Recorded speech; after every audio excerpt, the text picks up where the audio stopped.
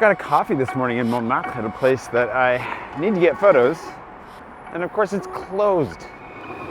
Fortunately, there's another spot nearby that I also need photos for in my guide, so, you know, that's handy.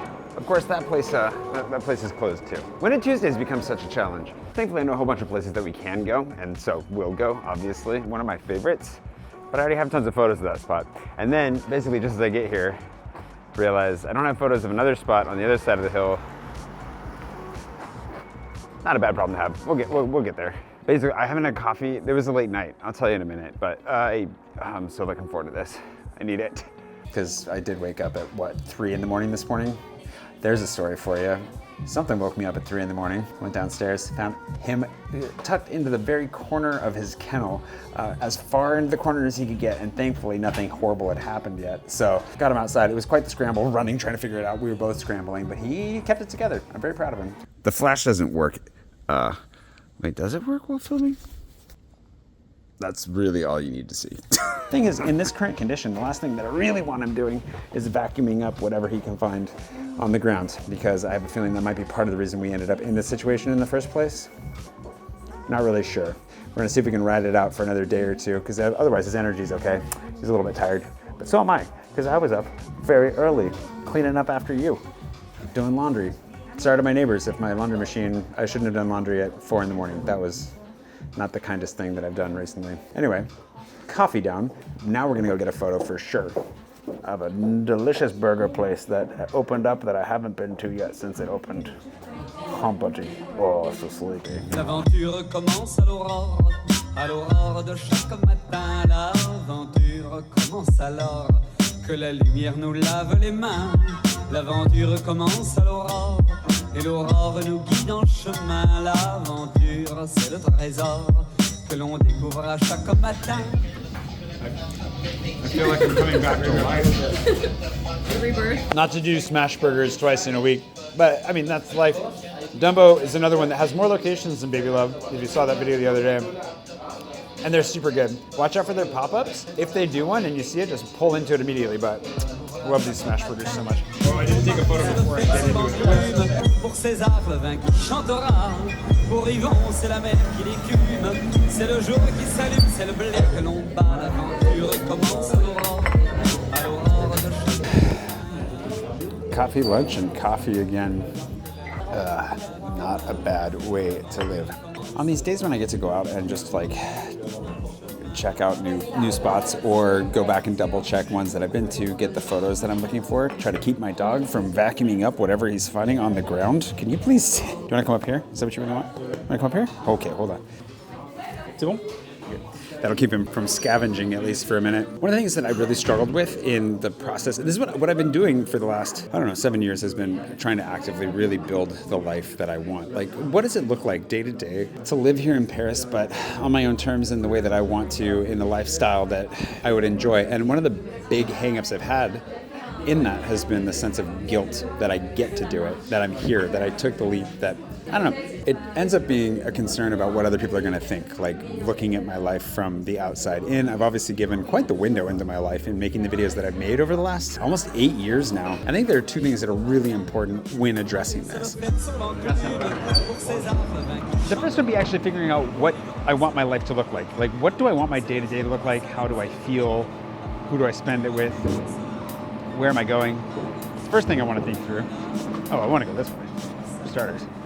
And I think the second and possibly most challenging, especially for me, is not giving a shit what anyone else thinks about the life that I want to lead and how I get there. Because, well, I mean, I do live my life on the internet pretty publicly. There are a lot of people that have opinions out there. And the way that I was raised, where I come from, fortunately put way too much stock in what other people thought. And that's definitely been one of the major short-circuitings of my life. It's not that the first one is necessarily the easier one, it's just that it's the one that I can take care of a little bit more proactively. I can stop and ask myself, what are the things that I like? And actually one of the easier things, we were talking about this on the phone the other day, one of the easier things to ask is, what do I not like? What do I not want to spend my day? One of the benefits to having worked so many random jobs over the course of my life in my pursuit of having a creative career has been that I've worked a lot of jobs I did not like for a lot of different reasons. So it gives me a lot of clarity on like, I don't want to do that. I don't want to do that. I definitely don't want to do that. and I do know what I want to do. Sometimes again in the vaguest sense, like I know that I want to be in control of my time. I know that I want to be professionally creative, to be able to go and do as I see fit, when I see fit. But at the same time, like that doesn't necessarily answer the question of how. So that part's definitely harder, but it's something that you can actively work towards by thinking, journaling, reading, just going out and getting experience. The other question, how do I stop giving a crap what people think? Like ladies that walk by and think I must be crazy because I'm talking to a bike rack right now. Yeah, that one takes a little bit, that's a little bit more esoteric. Esoteric? I mean, you could film yourself in public a lot, and that would teach you very quickly to give very fewer fucks. But, you know, it's not everybody's cup of tea. Oh, and of course, I definitely need photos of this, the coffee, which is kind of a misnomer, really, when they're all named the coffee. But still, it's pretty tasty. I'll get some photos at least, even if I've already had my coffee. Bonjour. I've had absolutely enough coffee for today. I do not need more, but I did need photos of this place because I didn't have any yet. We're making progress. We're getting there.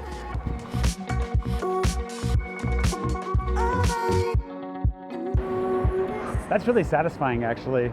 I love stumbling across things like that. Like I knew that they'd open a couple more locations, but I was only for sure about one of them. I hadn't been to that one yet. I love exploring this city so much. It's great. And ultimately, that's kind of what I want to focus on in the midst of all this, because that is the ultimate motivator to continue to craft whatever this lifestyle looks like, and also give no craps what anyone thinks about it as I go, is to recognize like how happy it makes me to explore the city, to find things that I can share, to share them, and to keep going with it. And then go back and double check on them again later, make sure they're okay. And then maybe go back to some of them a little bit too much because I actually really, really like them. But something that I don't think I'm really ready to dive into even more, but a thought that I'll leave you with. For me, often the struggle with wondering or worrying about what other people might think about the choices that I'm making, the life that I'm living, especially doing it in public, is that I'm waiting for permission. And that's the fear, that I don't want to wait for permission from anyone else to live the life that I want to live. I've spent a lot of my time waiting for someone to tell me I could do it, which is kind of at the root of what we were talking about before when it comes to not waiting to start living, not waiting for permission from anyone else to go after what it is you want in life. That's one that's been really hard for me to learn, but I think I might have learned it. I think I might be there. Also, like I went for coffee and for lunch with some new friends, but they asked me like how hard it is for me to talk on camera in public like this, because it would be a little bit more of a struggle for them, for one of them than the other. And that's a big part of it, is like I noticed this when I was walking through this passage over here and there's some guys staring at me. Like I don't also need to ask for permission to film myself in public to do my job, to live my life. And that's been really good training for just living the life that I want to lead. Just go out and do it. Don't be a pain in the butt, obviously. Don't annoy people to death when you're doing it, but go do it. Maybe am I making an argument that everybody should film their lives? Am I? Is that what I'm doing today? It's not what don't feel it's not for everybody, I know, but there are a lot of really good life lessons to learn from this lifestyle. Thanks to Zachary, Davina, and all my patrons for making this possible. And thanks to you for watching. And thanks to Cooper for being a trooper. Been a little bit longer of a day for him out here than I intended, but he's doing pretty well. He's pretty spry. We'll see how things go tonight. That is actually kind of concerning.